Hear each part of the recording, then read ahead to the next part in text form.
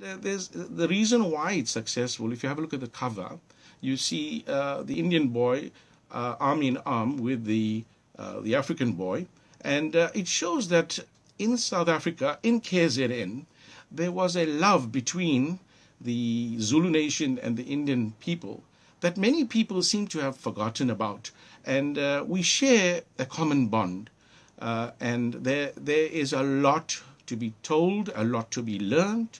And I'm glad that schools are on board, and schools are getting their children to read about these stories and understand that despite the fact that we lived in a partition society, an apartheid society, we made ways to come together, and in very strange ways, because there's a chapter in the novel where it says fighting time, where the Indian boys got together and fought the African boys to find out who's the strongest.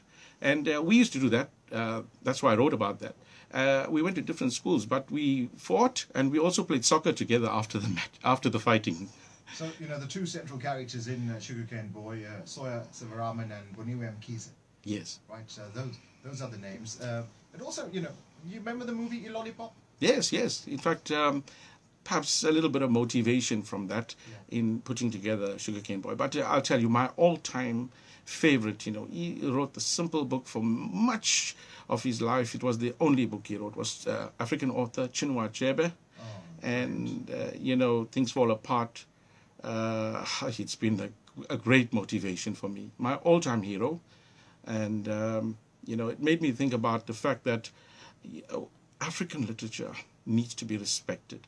And I'm part of that. And thankfully, academics like Professor Lindy Steeble, Dr. Betty Gounden, and so on, these people have recognized the fact that we've written stories, these authentic stories, these valuable stories, these stories which need to be told, these stories which need to be read, these stories which need to be told and read hundreds of years from now.